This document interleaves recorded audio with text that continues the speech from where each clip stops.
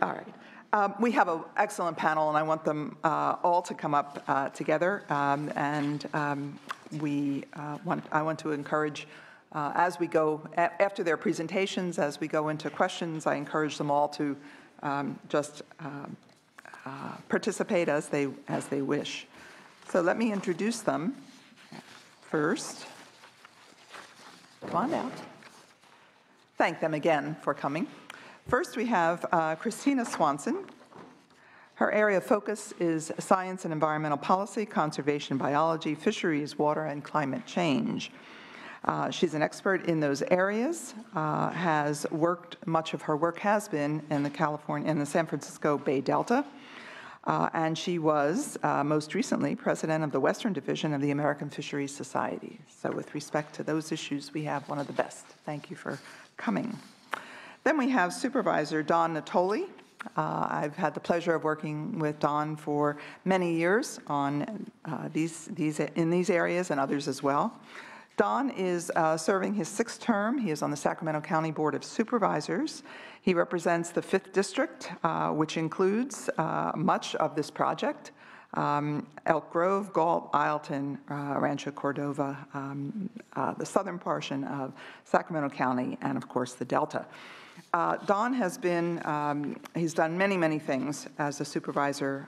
He has been chair of the Delta Protection Commission, and in that position, he was appointed as the first member to represent the Delta Protection Commission on the Delta Stewardship Council in its inaugural term. So welcome, Don. Glad to see you. All right. We also have Craig Wilson. Craig has been working in water issues for 40 years and probably more than that.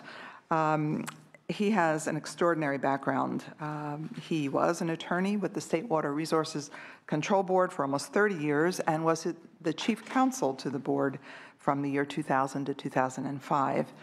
He was in private practice before that. He also served as the first Delta Water Master and did a terrific job, and now is free and can say whatever he thinks, and I hope you will. All right, but such a tremendous expert here. And last but never least, Dr. Jeffrey Michael from the University of the Pacific. And I have, when I did represent Stockton as part of the 5th District, it was a pleasure to get to know you and to be able to learn so much about the economics and so many things about this tunnel, but other issues, jobs in the Central Valley, et cetera. He's the director of the Center for Business and Policy Research at U of P in Stockton. He produces quarterly economic forecasts for California and Northern California metropolitan areas, as well as special reports on current business and public policy issues that affect the region. And certainly, we certainly do watch and read his blog on a regular basis. So, Jeff, glad you're here. So I think we'll begin with Tina first, again with Christina. Thank you for coming, and I'll turn it over to you. Well, thank you very much for the invitation. It's a real pleasure to be here, and I'm happy to talk to you. I was asked specifically to address, will the tunnels be good for the fish and the ecosystem? And let me preface that by saying that as a scientist, my role is to help understand what problems are. I'm an ecologist, so the problems are in the ecosystem. I'm a fish biologist, so what are the problems for fish? And then having identified those problems, to identify what are the causes. What are the causal factors that are driving those problems or contributing to those problems? And on the basis of that, and this is part of the work that I do for an environmental non-governmental organization, based on understanding of the causes of the problems, we can now develop solutions that are likely to be effective because they are addressing the causes of the problems. So that's my role as a scientist, is to help make those connections so that we can develop and pursue solutions that actually will be effective and solve problems. So with regard to the tunnels, certainly the first question is there a problem with the fish in the ecosystem now? There absolutely is in the Delta. The ecosystem is highly degraded, and virtually all of the native fish populations, particularly those that live in open water habitats, are declining and have been declining for decades. This includes delta smelt, longfin smelt, split-tail, starry flounder. It also includes non-native species, including those that used to be very, very common in the system. Virtually all of the fish that use the open waters of the delta and the upper estuary, their populations have collapsed to either record low levels or near record low levels. And so we definitely have a problem here. And currently, I mean, it's very obvious that our current management of the system is not sufficient to support the ecosystem and these species. So from a scientific perspective, the next step is to identify what are the causes of these population declines. As we're all aware, this is a very complicated system. However, the science that has been going on for decades, and this is a very well-studied system, has identified multiple causes of the declines. It is not one single thing, and in fact, not one single solution will address all of the problems. The primary cause, because it is a primary physical and ecological driver in this estuarine ecosystem, is the alterations and large-scale reduction in freshwater flows that flow into the delta, through the delta, and out of the delta into the estuary. That reduction is largely the result of man-made water management operations, storage on the rivers, and diversion from the rivers and in the delta. And it's overlaid on the natural hydrological variation that we see in this particular system.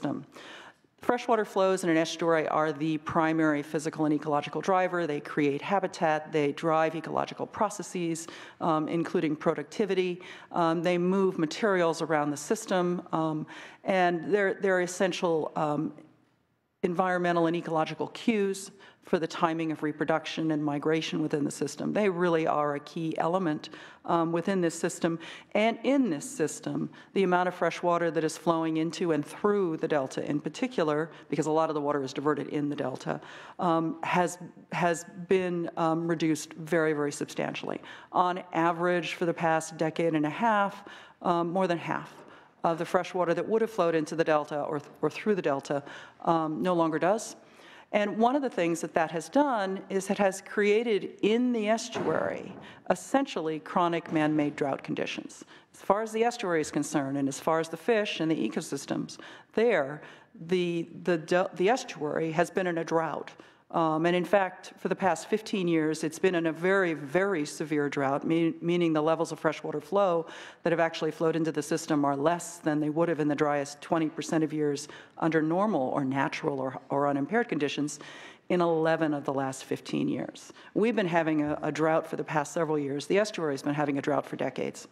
And all of the fishes that we're talking about, as well as the ecosystems that support those fish, in fact, respond to variations in flow conditions, and under normal or natural conditions, low flows are, in fact, less favorable to those species than high flows. So we are creating low flow conditions which are unfavorable for the fish. There are other factors involved. In the delta in particular, the actual diversion of water kills fish at the pumps. And the screening facilities at the current export facilities in the South Delta are antiquated and known to be inadequate, and in fact have large, have impacts on the fish by causing direct mortality. In addition, we have a very highly invaded ecosystem here. There are many non-native fish, invertebrate, and plant species here. And in fact, those invasive species, many of them are harmful, but they are both a symptom and a cause of problems. Most of the invasives that thrive so well in the delta system, like the conditions that we have created in the estuary, they find those conditions of low flows to be very favorable to them, and because they're also unfavorable for the natives, it's not a good situation. So it's, and so in fact, this is also one of the other causes of the problem that is exacerbated by their primary cause, reductions in flow. We certainly have water quality problems, both in terms of toxic contaminants from herbicides and pesticides and stormwater runoff, and sewage treatment plants. In general, the effects on fish in the ecosystem for those kinds of insults is fairly episodic. But in fact would be exacerbated and is exacerbated by the fact that flows which might dilute those contaminants are already low and might be lower. A lot of people have also pointed to the loss of tidal marsh and floodplain habitat as one of the drivers. In fact, most of those habitats in this system were lost 50 to 100 years ago. So in fact, there is virtually no evidence that the loss of those habitats, or the absence of those habitats, is in fact driving the current fish population declines. I think this leads to, I wanted to make a point based on the introduction where one of the rationales for abandoning the BDCP and the ecosystem restoration components of that was the agencies arguing that there was too much uncertainty as to whether or not the ecosystem restoration actions would in fact be effective. I think this is largely a result of the selection of the types of ecosystem restoration actions that they proposed to do, which was largely restoration of tidal marsh. Floodplain habitat, we have a little better understanding and think it would probably be useful, but in fact, most of the proposed under the BDCP ecosystem restoration was to restore tidal marsh. Most of the proposed restoration under the much smaller scale eco-fix is also tidal marsh. The evidence that that will benefit the fish and the ecosystem is in fact uncertain, largely because there's little evidence that it's a driver of the current declines. So in fact, it's no real surprise to me that the project, the former BDCP, was evaluated to be likely ineffective for fish based on that. So will the tunnels project help itself? The current proposal, which of course does not include a lot of the ecosystem restoration, as I understand it, proposes to either maintain current levels of exports or in fact increase them based on long-term averages. As I understand it, the California Water Fix actually suggests that they could increase compared to what the BDCP was doing. The result of this will be further reductions in freshwater flows to the system, which cannot be beneficial. They can only be harmful to fish. The new diversion point in the North Delta, of course, will be screened up to the highest standard of the art right now. However, as you mentioned, the plan proposes that exports will also continue from the South Delta, which continues to be inadequately screened. And so what you're really doing is you're not improving the condition with regard to export, screens and diversions and exports. You're just adding a new one. Even a well-screened export facility has adverse impacts on fish. And in fact, located in the North Delta, it will in fact be impacting, meaning affecting, by being in the proximity of many more fish than the current South Delta facilities are. In fact, the North Delta is literally the only place in the Delta where we have very many native species remaining. It's a bit of a refuge, and therefore proposals to add a new diversion point into that habitat will in fact be affecting the last refuge region within the Delta that currently supports, albeit low levels of native species. There are virtually no native fish left in the South Delta.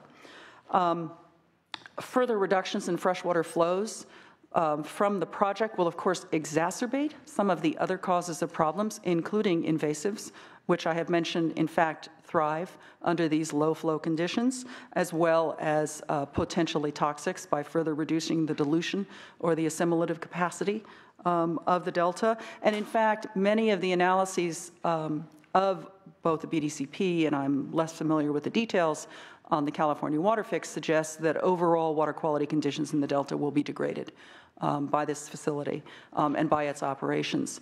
One other thing to point out is that currently, one of the reasons that there is as much flow going through the Delta as there is now, which is, albeit too low, is because we need that flow in order to maintain relatively freshwater conditions at the South Delta pumps so that the water is suitable for diversion.